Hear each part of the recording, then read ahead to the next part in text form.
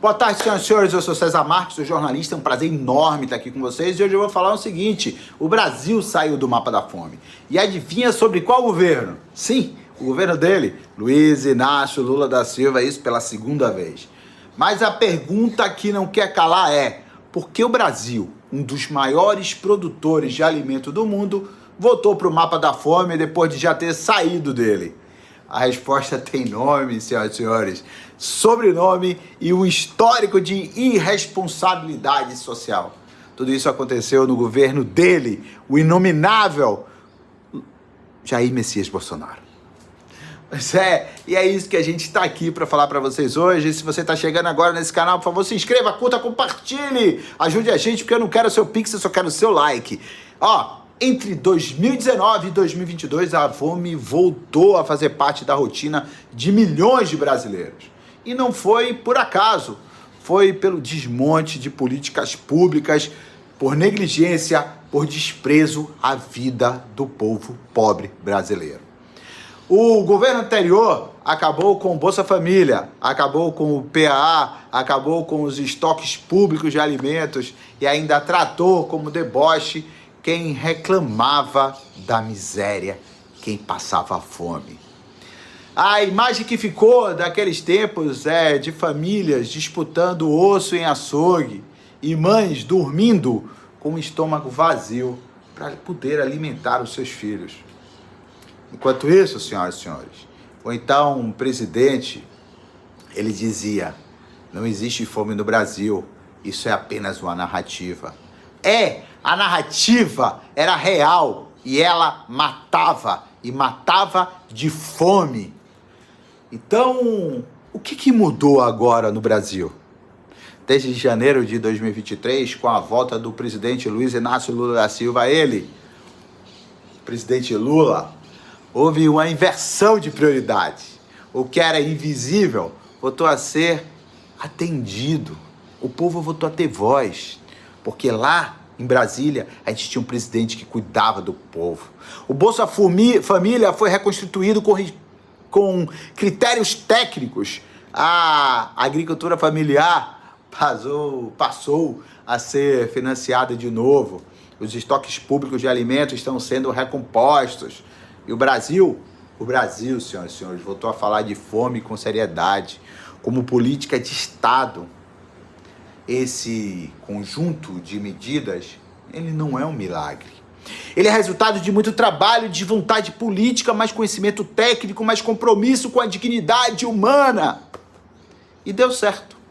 A ONU tirou oficialmente essa semana, acho que segunda-feira, não, foi no domingo. Segunda-feira, sim, a ONU tirou oficialmente o Brasil do mapa da fome. Mas isso não quer dizer que a fome acabou. Não. A fome não acabou, senhoras e senhores. E a saída do mapa, esse não é um final feliz. Vamos deixar uma coisa clara.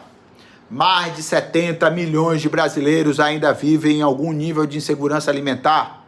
Ou seja, a pessoa até come hoje, mas não sabe se vai comer amanhã. É aquela velha história de vender o almoço para poder comprar a janta. Sair do mapa da fome é importante, mas é um passo inicial, não é o ponto final.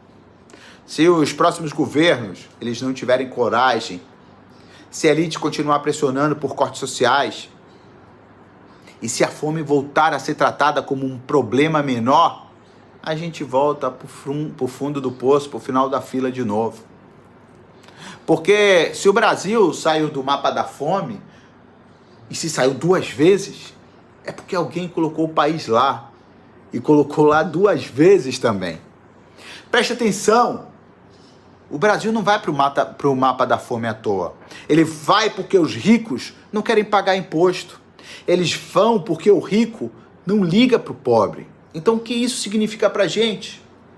Significa que as políticas públicas, sim, elas salvam vida.